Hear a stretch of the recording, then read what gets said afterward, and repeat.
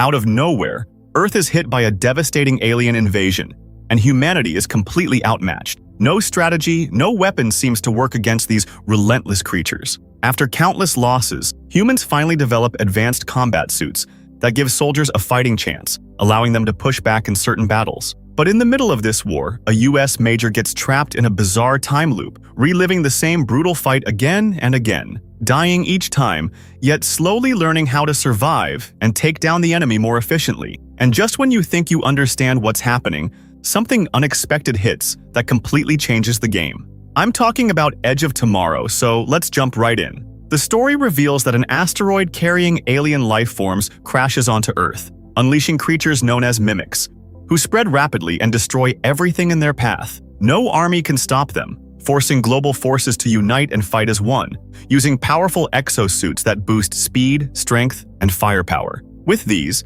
they manage to win a key battle, giving humanity a rare moment of hope.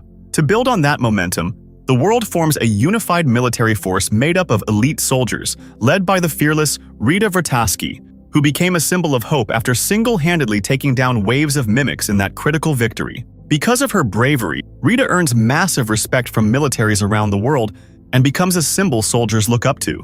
Her team is trained to use the combat suits, and they prepare for a major offensive against the mimics called Operation Downfall. Meanwhile, we're introduced to Major William Cage, who is sent to meet Colonel Brigham, the man leading and planning the entire operation. The colonel explains that a massive assault is about to take place, and since many soldiers are expected to die, he wants Cage to be on the battlefield to document everything and present it to the world, ensuring transparency and protecting his command from backlash. Cage, who has built his reputation as a media officer and public face of the military, someone who promoted the suits and became widely trusted, is completely thrown off by this. He refuses outright, admitting he's never been trained for real combat. But the colonel doesn't budge. When pushed, Cage pulls rank and argues he can't be ordered into battle like that, even warning he could damage the colonel's reputation if forced. The colonel stays calm, saying nothing, as Cage tries to walk away. The officer makes it clear that if Cage even tries to escape, the squad has full permission to deal with him however they want.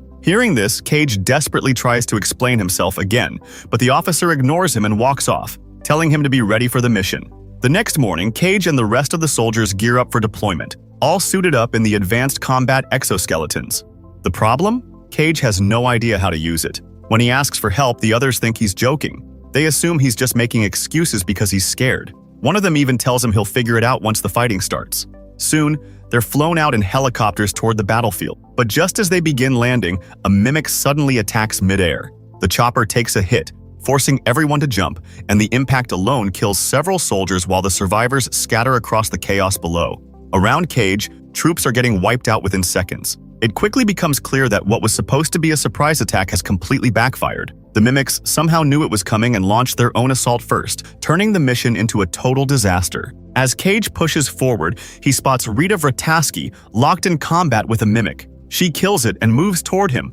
But before she can say anything, another mimic strikes from a distance and takes her out instantly. Watching this, Cage completely panics and starts running in every direction, but there's no escape. A mimic attacks him, and in desperation he manages to blow it up with a bomb, his first kill. And for a brief moment he's actually thrilled. That feeling doesn't last, because a much larger blue mimic shows up, far more dangerous than the others. These aliens come in two types, the smaller orange ones and the bigger blue ones known as alphas, which control the rest. As the alpha charges at him, Cage spots another explosive nearby and detonates it, killing both the creature and himself. But something strange happens. Covered in the alpha's blood, he suddenly wakes up back at the military base, right where he first regained consciousness. At first, he thinks it was all just a nightmare, but when the same officer shows up and everything starts playing out exactly the same way as before, it becomes clear this is something far more real. At first, Cage can't make sense of what's happening, but it becomes clear he's somehow been thrown back in time. When he returns to the battlefield, the same events repeat. Every soldier dies the exact same way he saw before, and when the mimic kills him again, he wakes up right back at the base. That's when it hits him. He's stuck in a time loop. He tries explaining everything to the officer, even giving specific details as proof, but no one believes him.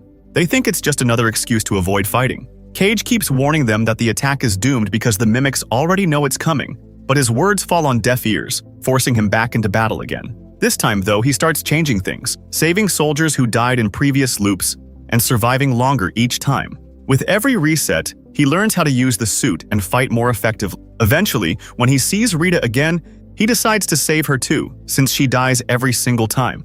But no matter how many times he tries, every attempt to save her ends with him dying instead.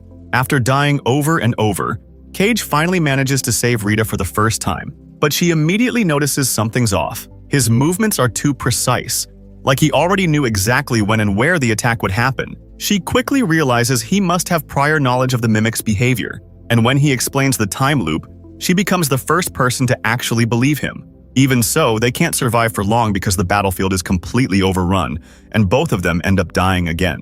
Just before it happens, Rita tells him that if he comes back, he needs to find her first. When Cage resets once more, he secretly tracks her down, but this time she doesn't recognize him since they've never met in this timeline. Still, after hearing him out, she takes him to a scientist who's been studying the mimics. The reason she believes him is because she once experienced the same ability herself. As they explain everything, the scientist reveals that the alpha Cage killed is extremely rare. Only one is created after millions of regular mimics, and that all mimics are connected to a central intelligence known as the Omega, which has the power to reset time itself. Since alphas are extremely rare, whenever one is killed, a signal is automatically sent to the Omega, which then resets time to bring it back. But in Cage's case, because some of that alpha's blood got into his system, the Omega now mistakes him for an alpha. So every time he dies, the Omega triggers a reset, bringing him back to life at an earlier point, creating the time loop. Hearing this, Cage is stunned and asks how they know so much about it. Rita explains that during a past battle, when humans first managed to reclaim territory from the mimics, she killed an alpha just like he did and gained the same ability to relive time. However, she lost that power after being severely injured. During treatment, she received blood transfusions which flushed out the alpha blood from her system. That's why she can't loop anymore. She then warns Cage that if he ever loses too much blood or receives new blood, he'll lose the ability too. So if he's ever critically wounded, he needs to make sure he doesn't survive long enough for that to happen. That means every time he resets, he can return to the battle again, and with each loop, they can learn something new and get closer to winning. Hearing this, Cage asks what mission they're even working toward. Rita explains that people with alpha blood start seeing visions of the Omega's location in their dreams, so once he identifies it, he needs to take her there and destroy it together. Since the Omega controls all mimics, killing it would wipe them out completely. Cage hesitates, admitting he doesn't even know how to fight, but Rita makes it clear. There's no shortcut anymore. He has to train and learn how to survive against these creatures. From that point on, Cage begins an intense training cycle, improving with every loop. At one point, when he's badly injured during training, Rita kills him on purpose so he can reset and try again.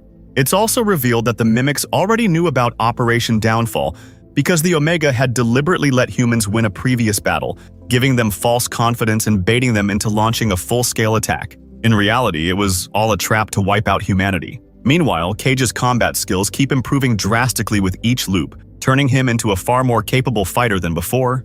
As time passes, Cage finally experiences a vision revealing the Omega's location, hidden inside what looks like a dam structure. The moment he shares this with Rita, they begin trying to reach it, but it's far from easy. The battlefield is swarming with mimics, and in most attempts, Rita ends up getting killed before they can get close. Spending so much time together across loops, Cage starts developing feelings for her, but the catch is, she remembers none of it. From her perspective, they've only just met, so she has no emotional connection to him. Driven by that attachment, every time she dies, Cage chooses to end his own life as well, resetting the loop to try again.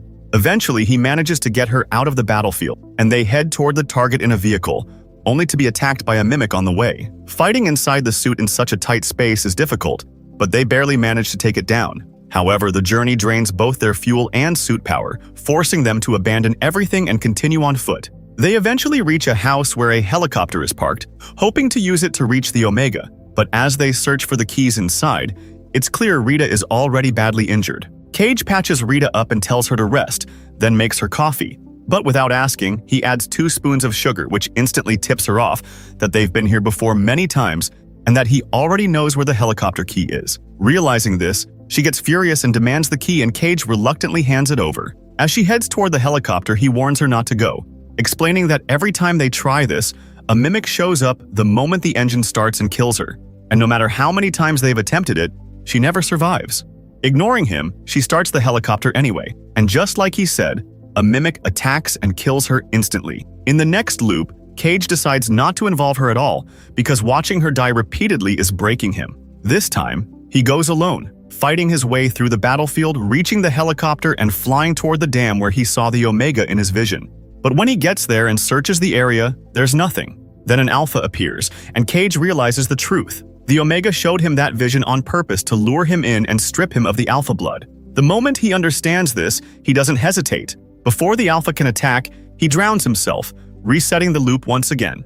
In the next loop, when Cage comes back, he explains everything to Rita and the scientist, who reveals he's built a device that can locate the Omega if it's attached to a living Alpha. The problem is, they don't have one. But since Cage carries Alpha blood, Rita suggests the device could work on him instead. There's a catch though. The device is no longer with the scientist. It's now in the hands of the mission's commanding officer. Knowing he'd never hand it over willingly, they decide to steal it. Following a risky plan, they manage to trick their way in and grab the device, but escaping proves brutal. Soldiers outside keep killing them in multiple attempts. Eventually, during one escape, Cage successfully activates the device on himself and finally sees the Omega's true location, hidden beneath the Louvre Museum. But before they can make it far, their vehicle is attacked, leaving both him and Rita badly injured and unconscious. When Cage wakes up, he finds himself in a hospital receiving a blood transfusion. Just then, Rita arrives and tries to kill him to reset the loop, but Cage stops her, realizing that if he dies now, things won't go back the way they used to. Cage tells Rita that he can't reset anymore. The blood transfusion has removed the Alpha blood from his system, meaning if he dies now, it's permanent. Hearing this, both of them are shaken, realizing that one wrong move will erase everything they've fought for. For the first time, Cage truly feels fear. They leave the hospital and track down the soldiers he previously fought alongside, and he finally tells them everything, asking for their help to take down the Omega. At first, they refuse since they never trusted him, but when Rita backs him up, they agree to join, because they see her as someone worth following. Soon, the team heads out in a plane toward the Louvre Museum, but the tension is obvious. This time, there's no second chance. As they approach, a swarm of mimics attacks the aircraft, leading to an intense mid-air battle where the soldiers sacrifice themselves one by one to give Cage and Rita a shot.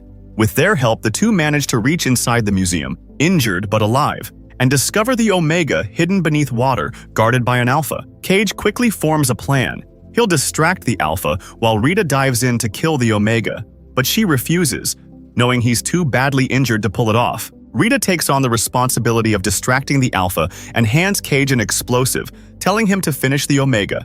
She gives him a quick kiss and runs, drawing the Alpha away as it chases her. Seizing the moment, Cage heads toward the water with the bomb, but suddenly hears a brutal sound and realizes the Alpha has already killed her. Even then, he pushes his emotions aside and dives in. As he goes deeper, the Alpha starts closing in on him, guided by the Omega's signal. Barely making it close enough, Cage is attacked and fatally wounded, but with his last effort, he sets off the explosives, completely destroying the Omega. As it dies, its blood seeps into him, triggering something unexpected. Cage wakes up again, but this time not at the usual point. Instead, he's sent back even further, to a moment before everything escalated. Soon after, he sees news reports revealing that after a massive explosion beneath the Louvre Museum, all mimics across the world suddenly died, ending the war instantly. Realizing it's finally over, Cage feels a huge sense of relief and returns to the military base. This time not as a trapped soldier, but as a major, because the war has already been won. When Cage arrives, he sees the same soldiers training, the very ones who had helped him reach the museum, but this time they're all alive. It's like everything has been reset, only now the war is already over. He then walks back to the spot where he used to meet Rita in every loop, but once again she doesn't recognize him. Still, seeing her alive and unharmed is enough for him, and a quiet smile says it all. And with that moment, Edge of Tomorrow comes to an end. Hope you enjoyed this recap. If you did, drop a like, and I'll catch you in the next one.